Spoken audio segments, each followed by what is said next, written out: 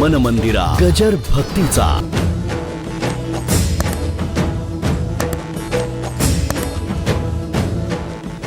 काही काही माणसांचे शब्द असे असतात की ते आयुष्यभर जतन करून ठेवतात.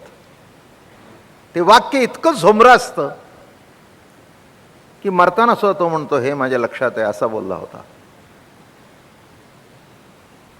त्याचं उदाहरण देतो. बाण जिथून सुटतो तिथे त्याची काहीच खूण नसते, पण जिथे जाऊन रुततो तो बाण काढला तरी शेवटपर्यंत त्यातली खूण संपत नाही. तेव्हा महत्वाचा मुद्दा लक्षात घ्या की अज्ञान आहे का, बरं का. पण तत्वज्ञानाच्या भूमिकेवर जेव्हा ज्ञानोबा उभे राहिले तेव्हा त्यांनी एकच सांगितलं, दृश्य काय, द्रष्टा काय, हा त्या द्रष्ट्याचंच रूप आहे, दृश्य नाहीच आहे. अज्ञान शब्दाचा अर्थ, एखादा मनुष्य म्हणतो मी अज्ञानी आहे, मला काही कळत नाही. मी अज्ञानी आहे, मला काही कळत नाही, पण मला काही कळत नाही हे कळतं, हे ज्ञानाचं दर्शन आहे. कळत नाही हे तरी कळतंय ना, म्हणजे कळत नाही हे कळणं हे सुद्धा ज्ञानाने कळतं की मला कळत नाही. असू द्या, ज्ञानाने कळतं मला काही कळत नाही. म्हणून नीट लक्षात घ्या मुद्दा की न कळणं असं कधीच नसतं. न कळणं हे सुद्धा एक प्रकारचं कळणंच आहे. म्हणून या ठिकाणी महाराज म्हणाले आपण अज्ञानाचा धांडोळा घेऊया. हा पहिला भाग आला. आणि त्या दृष्टिकोनातून मग जगत हे माया कार्य, म्हणून याच्यामध्ये सुख दुःख, चांगलं वाईट, खरं खोटं, हे मग मिथ्या, नाशिवंत. पण एक विशिष्ट भूमिकेवर उभा राहिल्यानंतर, हे बघा तुम्ही आम्ही सारी सांसारिक माणसं आहोत, संसाराच्या भूमिकेत उभं राहिल्यानंतर खरं खोटं, चांगलं वाईट, सासू सासरा, जाच हा आहे. संत भूमिकेमध्ये गेल्यानंतर हा प्रश्न, म्हणजे एक लक्षात घ्या, तुमची आमची कोणी थोडी निंदा केली तरी आमचा दिवस वाईट जातो. नवऱ्याने बायकोला एक शब्द जाताना बोलला तर सबंध दिवस तिला चैन पडत नाही. माझ्यावरून निराळा असेल तर भानगड आहे, नाही का. माझ्यापुरतं काही, मी आत्ता असं केलं, तुम्ही आक्षेप घेतला नाही, मी आक्षेप घेतला नाही. घेतला का? नाही. तसं बघितलं तर मी माझ्या थोबाडीत मारून घेतली, बरोबर आहे ना, जोरात नसली तरी. तुमच्यापैकी कोणी केलं तर काय होईल? म्हणजे मी जरी नाही केलं, माझं बोलणं कळलं का? तसं असं केल्यानंतर कोणी परकच नाही, मीच माझ्या गालावर हात फिरवतोय, मीच असं करतोय, मीच मला चिमटा घेतोय. तसं सुखही तोच आहे, दुःखही तोच आहे, दृश्यही तोच आहे, द्रष्टाही तोच आहे. म्हणून तक्रारीला जागा नाही. म्हणून जगत हे माया कार्य नाही, जगत हे अज्ञान कार्य नाही, तर जगत म्हणजे प्रभू प्रेमाचं व्यक्त दर्शन आहे. मग त्याच्यामध्ये कमी जास्ती हा खेळ आहे. माझं बोलणं कळलं का? सततच एक पक्ष जिंकत राहिला तर त्याला खेळ कोणी म्हणत नाही. मग त्या खेळाला काही मजा नाही. काही वर्षी इंडिया जिंकावी, काही वर्षी वेस्ट इंडिज जिंकावी, काही वर्षी इंग्लंड जिंकावं, ऑस्ट्रेलिया जिंकावी, लंका जिंकावी, पाकिस्तान जिंकावं, सगळं चालूच राहतं. हे सगळे खेळातल्या टीम्स आहेत. काय आमचं पटत नाही म्हणून जिंकू नये असं काही नाही. काय म्हणून ते खेळातली माणसं म्हणतात, हे बघा आमचा खेळ आहे हा, बाकीचं आम्हाला काही कळत नाही. तेव्हा खेळामध्ये हार जीत असतेच, तसं जीवनामध्ये हा सुख दुःख हा त्याचा खेळ आहे. म्हणून दृश्यही तोच आहे आणि द्रष्टाही तोच आहे. इथे दर्पण आणि मुख दिसे हे न चुके, परी मुखी मुख सुतके दर्पण नाही. आरसा आणि मुख हे समोरासमोर झाल्याबरोबर आरशात मुख दिसते हे चुकत नाही, परंतु ते प्रतिबिंब असते खरे मुखाच्या ठिकाणीच असते. प्रतिबिंब दिसतं, प्रतिबिंब दिसलं म्हणून इथलं मुख तिथे गेलं का? नाही. इथलं मुख तिथे गेलं का? नाही. तुमचं मुख तुमच्या ठिकाणीच आहे. तसं जगताच्या रूपाने परमात्माच आहे. दिसलं म्हणजे निराळा नाही, तो तोच आहे. जरा पुढे जाऊया लवकर. तैसे द्रष्टा दृश्य दोई साच की देखत ठाऊ, म्हणून दृश्य ते वाव देखिले जरी. दृश्य जरी बघितलं तरी ते वाव आहे, वाव आहे. दिसायला दृश्य आहे पण तसं दिसायला दृश्य नाही. हा मीच आहे, मीच आहे. त्याच्यामध्ये काही फरक होण्याचं काही कारण नाही. मागे एकदा दृष्टांत सांगितला की फेटा घातल्यावर माणसं मला ओळखतात, फेटा नाही घातल्यानंतर ओळखत नाहीत. पण ओळखलं नाही जगाने तरी मला माझी ओळख नाही असं म्हणता येणार नाही. माझं बोलणं कळलं का? फेट्यात जरी मी बघितलं तरी मी मलाच बघितलं, आणि फेट्याशिवाय बघितलं तरी मी मलाच बघितलं.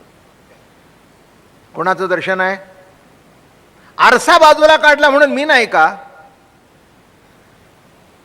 म्हणजे आरशामुळे मी आहे का? तसं दृश्य जगतामुळे परमात्मा आहे का? दृश्यामध्ये त्याचं दर्शन आहे पण त्याचंच दर्शन आहे, नाही का? प्रतिबिंबामध्ये बिंबाचंच दर्शन दिसतं. बिंब नसेल तर प्रतिबिंब कुठून? एक लक्षात ठेवा, प्रतिबिंबाचा अर्थ अजून नीट करू, आपण चांगला करू. प्रतीच बिंब. तसं जगत हे परमात्म्याचं प्रतीच बिंब आहे. मुलगा हा बापाचं व्यक्त दर्शन आहे म्हणून त्याच्यावर प्रेम आहे. माणसं म्हणतात आपल्या मुलावर का प्रेम नाही? तो आपला आहे म्हणून. आपला आहे म्हणून नाही, आपलंच रूप आहे म्हणून. माझं बोलणं कळलं का? त्या महाभारतामध्ये द्रोणाचार्य म्हणजे खोटी बाजू घेऊन सुद्धा लढायला निघाले, पण मुलाचा मृत्यू ऐकल्याबरोबर खाली धनुष्य ठेवलं. कळलं का तुम्हाला?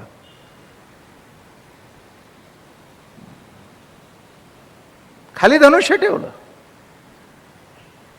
पुन्हा तिथल्यात उडवून टाकलं. कळलं का तुम्हाला? म्हणजे एरवी ज्यांनी त्याच्यावर श्रद्धा ठेवली ते कापले गेले तर काही वाटलं नाही, पण मुलगा गेला हे ऐकल्याबरोबर तिथल्या तिथे खलास झाले. मुंडकं उडवलं, शस्त्र खाली ठेवलं.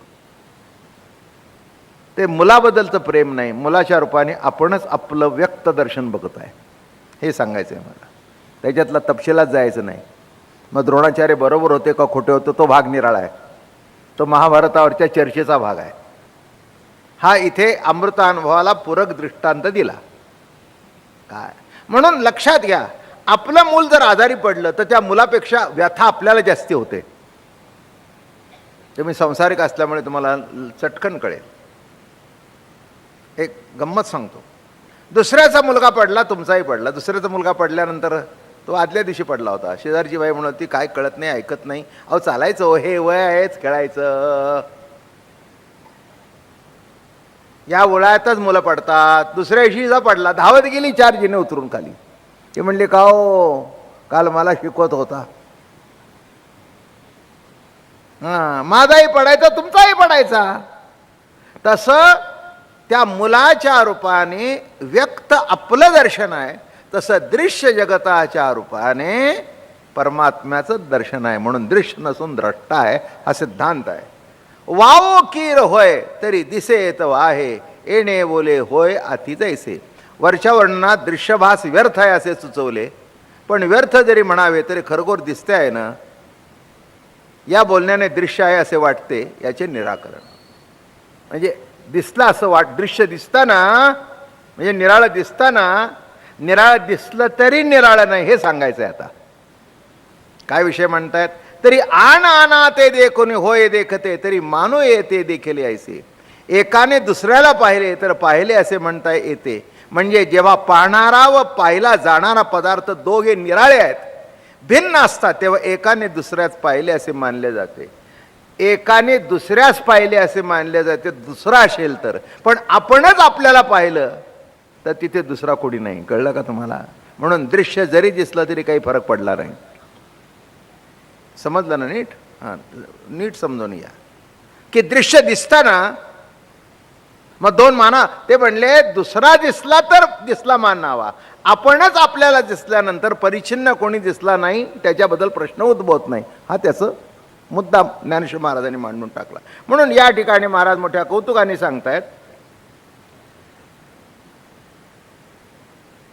येथे देखोनी का नाही ते कोणी ऐकना नाव म्हणून परी हा येणे वाचून देखणे असे. देखणे असो नाही देखणा म्हणा नाही तर न बघणा तो देखणाच आहे. सूर्याला प्रकाश म्हणा नाही तर नका म्हणून तो प्रकाशच आहे. काय म्हटलं मी? प्रकाश म्हणा नाही तर नका म्हणू पण प्रकाशच आहे बरं का. हा म्हणून त्या ठिकाणी म्हणाले दृष्टे आण दृश्य आण ऐसे जरी घडत असे जाण तरी सुखे अज्ञान कारण होत. दृश्य एक आणि द्रष्टा एक असे जर दोन असतील तर तुमचं अज्ञान मान्य आहे.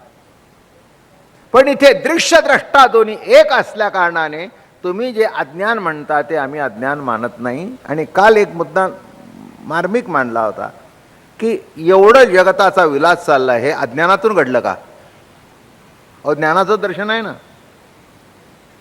काय हा मनुष्य तिथे बसलाय ती बटणं फिरवतोय त्याला बरोबर माहिती आहे काय बटणं पाहिजे आवाज किती मोठे पाहिजे ते फिरवणं हे त्याचं ज्ञान आहे. माझं बोलणं कळलं का? हां हे फिरवणं हे त्याचं ज्ञान आहे.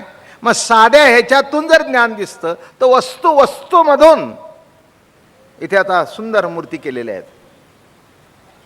मूर्तीमधून मूर्तिकाराचं दर्शन होतं. कोणाचं दर्शन होतं? मूर्तीमधून मूर्तिकाराचं दर्शन होतं. बरं जरा अजून पुढे जाऊन सांगतो. हा दृष्टांत जरा पुढे जाऊन इथे विठ्ठलाची मूर्ती घडवली. एखाद्या मूर्तिकाराने आपलीच मूर्ती घडवली. जरा पुढे काय ही विठ्ठलाची मूर्ती छान केली आहे तुम्ही. पण याच्यात सुद्धा सांगायचं तर सांगता येईल की विठ्ठलाची मूर्ती त्यांनी जशी मनामध्ये पाहिली तशी केली. कुठे पाहिली नाही का? राम चित्रकाराला जसा डोळे झाकल्यानंतर दिसतो तसा तो काढतो. म्हणून कुठे नाही कुठेतरी कृष्णाच्या चित्रामध्ये फरक असतो. कुठे हाडकोळा असतो, कुठे गोंडस असतो, कुठे कसा असतो. पण ती पोज बदलता येत नाही. माझं बोलणं कळलं का? त्रिभंगी देवडा ठाण मांडोनिया माय. तीन ठिकाणी वाकडा असला की कृष्ण, धनुष्य घेऊन असा ठाण मान करून गेला की राम, आणि कटावर कर ठेवला की पांडुरंग. ह्या पोजीस ठरलेल्या आहेत. माझं बोलणं कळलं का? त्याच्यामध्ये कोणीही फरक करू शकत. आणि म्हणून या ठिकाणी महाराज म्हणतायत आता त्याने आपलाच पुतळा केला आणि आपण पाहू लागला. माझं बोलणं कळलं का? मग चित्रकाराने आपला पुतळा आपण करावा आणि आपण पाहत बसून आनंद लुटावा. तसं परमात्म्याने जगतरूपाने आपलाच दर्शन घेतोय आणि आपलाच आनंद आपण लुटत आहे.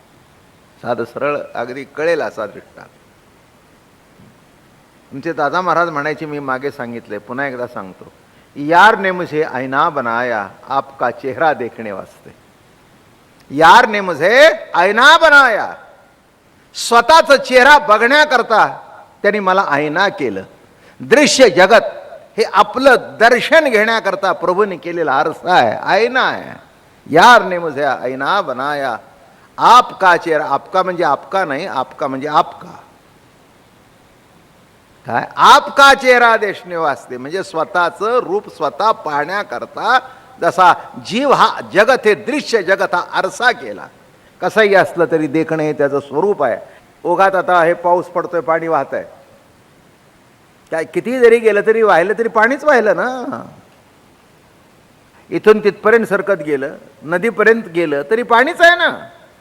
अहो मुळीचे उदक पण काय गेले ठाई, झाले आण किंवा मूळ आणि अवसान वाडे बडे पडले. अहो पुढे सरकलं म्हणून काही त्याच्या पाणीपणा बदल झाला का? नाही. त्या पाणीपणामध्ये कुठेही एक लक्षात या, त्याचे घटक सुद्धा बदलत नाहीत. काय सायन्समध्ये H2O म्हणतात. 2 parts hydrogen and 1 part oxygen means water. बरोबर आहे ना? म्हणजे पाणी H2O. काय पण तुम्ही एखाद्याच्या घरी जा,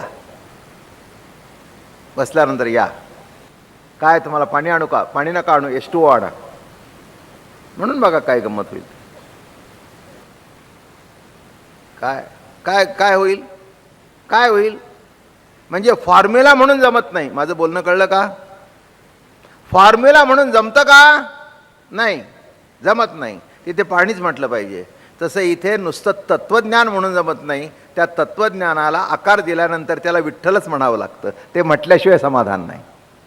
म्हणून विठ्ठल का म्हणताय हे चर्चेचं उत्तर आहे. मन मंदिरा गजर भक्तीचा